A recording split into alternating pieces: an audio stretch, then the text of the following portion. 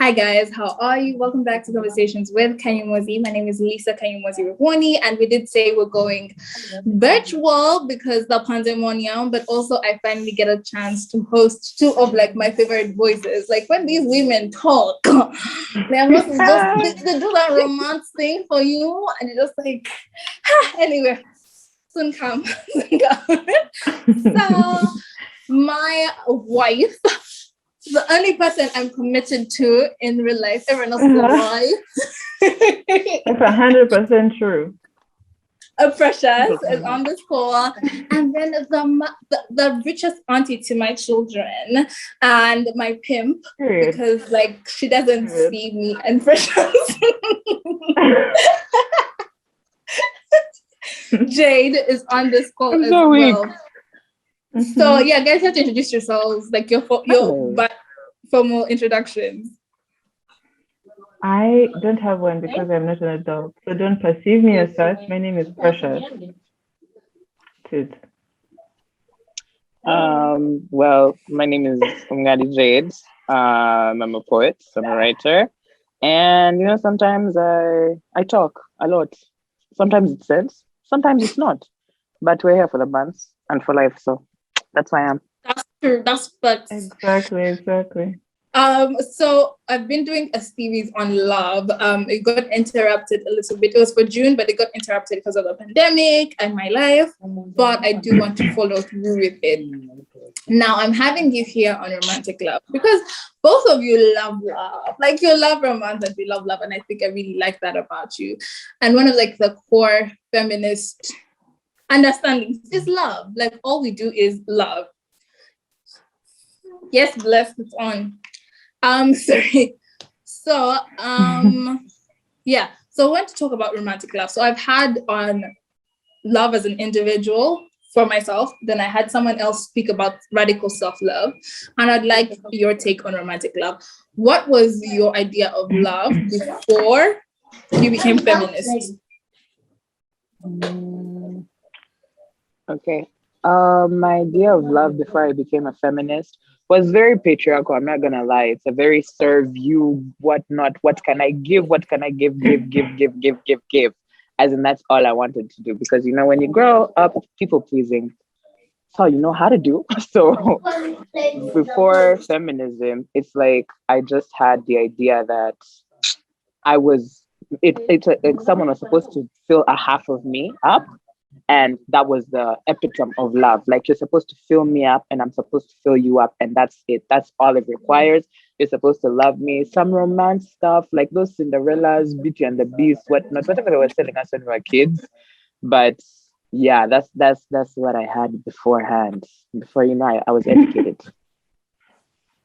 Okay. Precious? Yeah.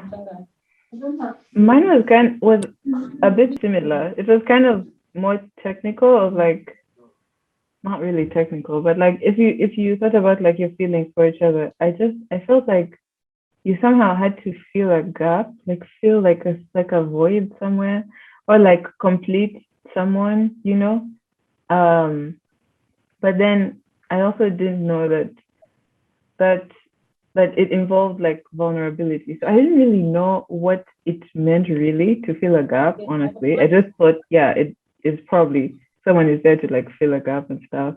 And it also, I don't know why, but there was like a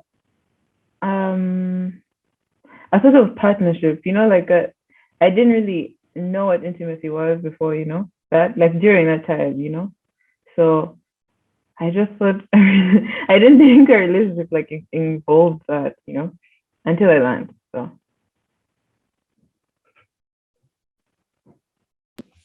okay. So then the next question will just definitely be like, because both of you, one thing that was similar was the fact that you felt that there was a gap to fill, or there was a half of you that needed to be matched or met with someone who you're romantically involved with. Did you have to find yourself through first to feel yourself, then give love after? Is that something that you say you did? No. I feel like no. Yeah, I agree, Precious. Okay. So then what did you never felt that you had to find yourself first, then give love. Yeah. Actually, no, I'm lying. I did. I think I believed it for a very long time. No. I really believed it. It was one of those things where, like, you know, those mantras that go around.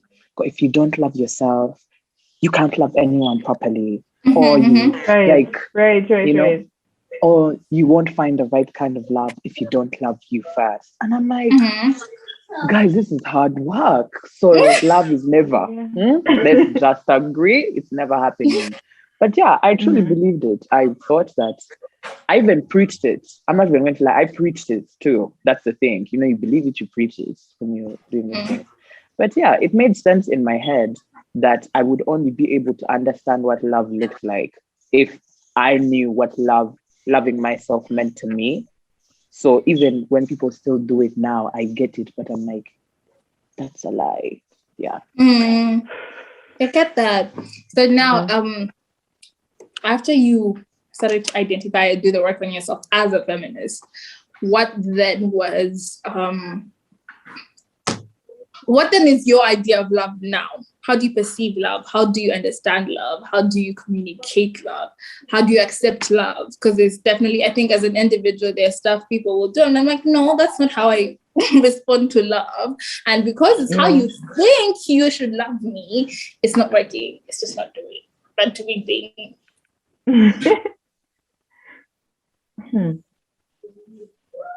Currently, I think to me, it's like it's a shared thing to me, romantically. You know, like how it is for friendships. It's like shared. You know, it's love either way. It's love, whether it's platonic, whether it's romantic, and you know, obviously for romance, it's like different forms of intimacy and stuff. But essentially, I think for me right now, because through like feminism, through all the education that I got growing up, and getting into like feminism and like the whole turning inwards and trying to, you know, look at yourself first and all that stuff. I realize it's just two entities like sharing, you know, it's just sharing love, you know, it's something that's shared between two whole people, like two, you know, whole people, whether you're friends or, yeah, that's for me, that's how romance is right now. Okay. I feel like now that, you know, learning the different concepts and basically what feminism is to me, and feminism in itself taught me a different kind of love that like I felt needs to be introduced in romantic love for me, that you don't just have that, you know, like it stopped making me yearn for it. Like there was a sense where romantic love was built for me in a way that I had to have it or I wasn't it, basically. Like I wasn't desired, or I wasn't approachable, I wasn't beautiful in a way. But like when I learn it now, it's more of like Presh said, it's more like you have like two wholes come together. So there's no ignoring who you are in that relationship that you're having. There is no neglecting yourself in certain ways, and it brings you more of an understanding of even just another person, or even helping you understand that that relationship just it's not the end of all, you know. Like it makes you look for more connections with other people. It makes you even look for new connections in a way, and it just means that this is also just a part of your life it will elevate your life, but it won't complete it. So yeah, that's how it came to me. I mean, apart from everything Precious said. Yeah. Yeah. I think I like this. I really like this. I like how, guys, you can see that you are friends who actually like because the way that your ideas just came together from, like, you can see the evolving happened together. I don't know if it did, but it looks like it has. And I really like that. And I really like that. I like that. I like that for the both of you and also for us. So in conclusion, friends that are watching, love is a shared thing. It's not one, I don't think you should long for it. And also it should not it should not play the role of completing you, because you're a complete person in one. Yeah, so thank you guys so much for watching. Don't forget to like, share, comment, and subscribe. Bye.